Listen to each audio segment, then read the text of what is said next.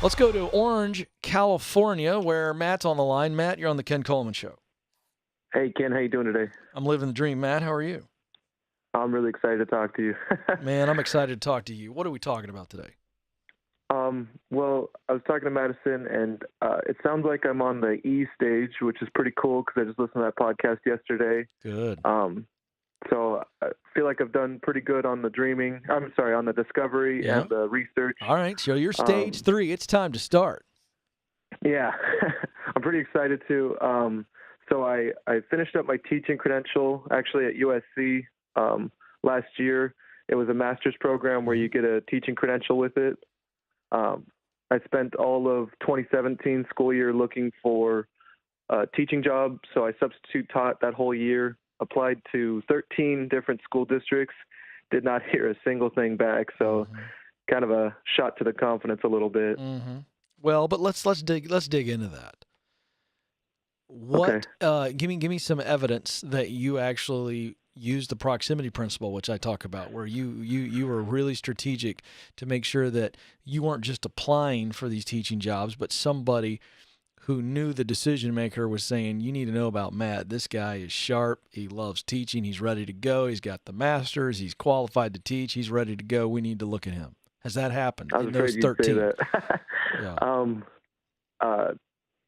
I don't think I applied that principle properly. I even wrote that. I've got a full page of notes here before I called. Yeah. Well, that's okay. I don't ask you that to get on you. I just want to know, did you, in any of those 13 job applications, were they submitted for you by somebody who knows you and could validate you? No. Yeah, that's the problem. So you're just playing the lottery right now. Because I'm guessing that you getting in the California public school system is pretty competitive, right?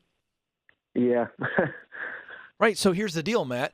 I'm pointing this out because I want your confidence to be back up where it's supposed to be, because you know that you've got what it takes, and you know that you love teaching. Yes. Yeah, absolutely. All right then. So you've just been playing the lottery.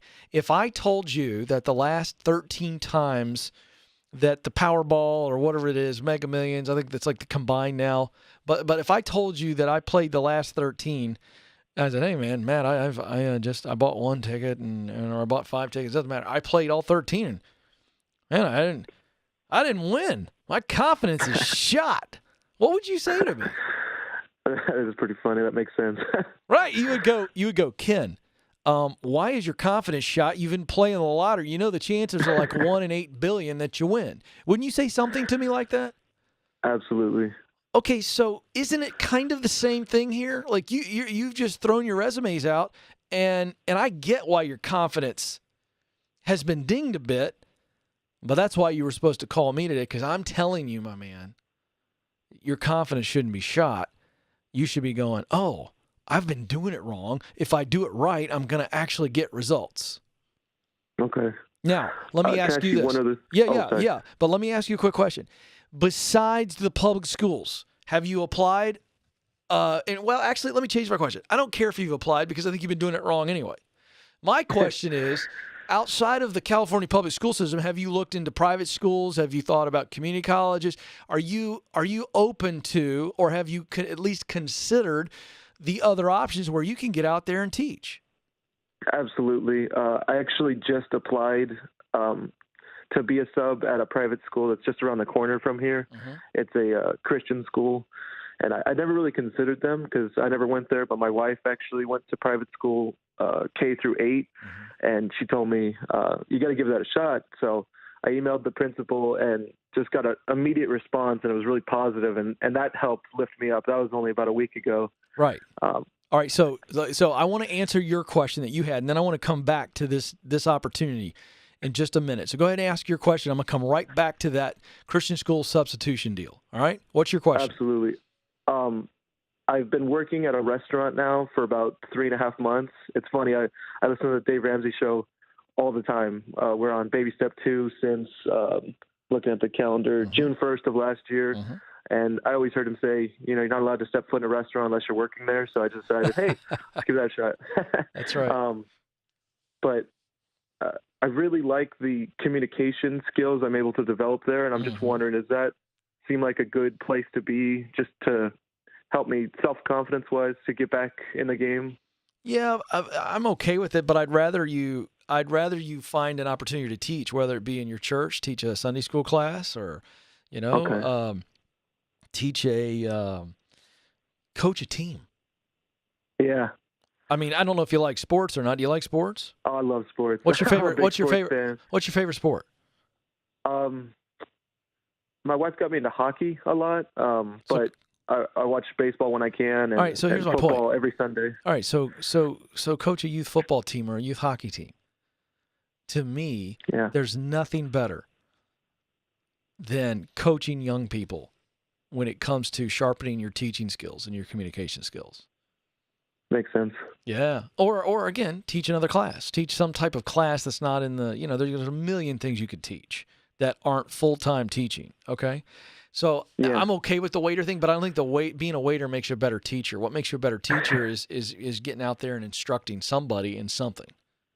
Right. Okay? Now, let's go back to this private school. Here's what I want you to do. Do you and your wife know anybody that knows somebody at that school that is on staff at that school? That school is actually part of the church that we go to. Okay, so I want you today. I know you got a quick response on the substitute role because schools like that always need subs. Okay, because it's like the bat phone. We got a teacher that's out. We need a last minute body that can jump in and just kind of do a good job for us.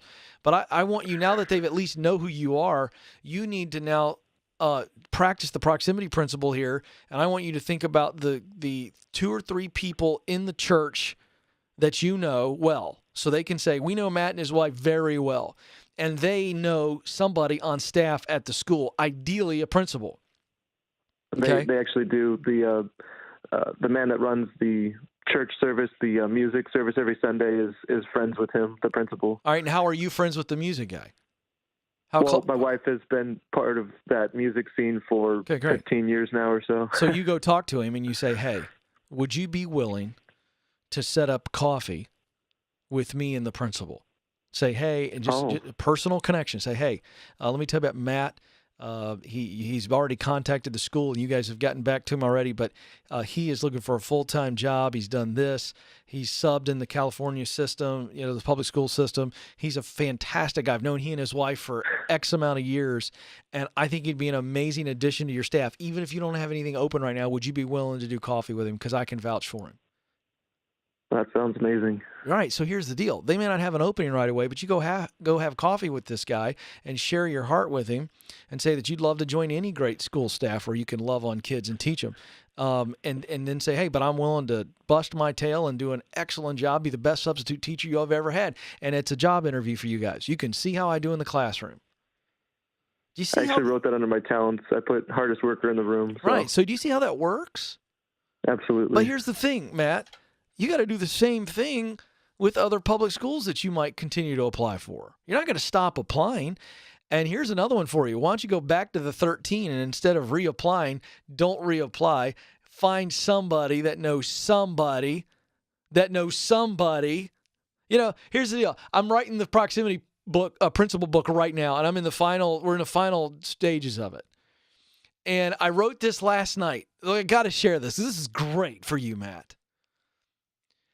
There's this old phrase I've talked about on the show, and everybody's heard it before. It's not what you know, it's who you know. But you know what? I came up with another line. That's true, but you know what? It's not just who you know, it's who they know.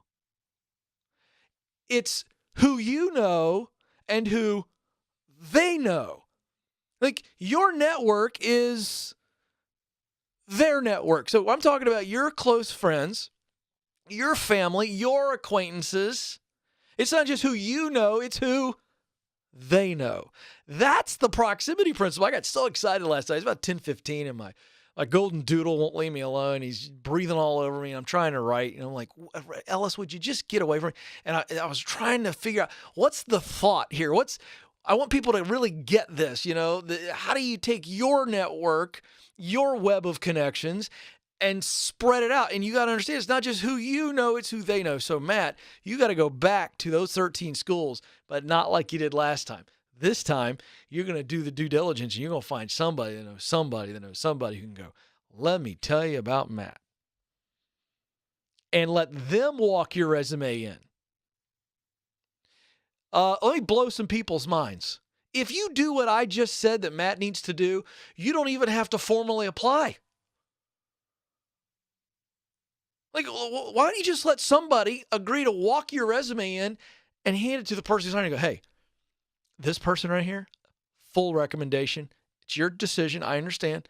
I'm not telling you to hire him, but I'm telling you, you ought to at least interview him. Now, if then they go, well, he's got to get through the formal system, great. But how about just using human contact? Well, that's a novel idea, Ken. I've never thought of that before.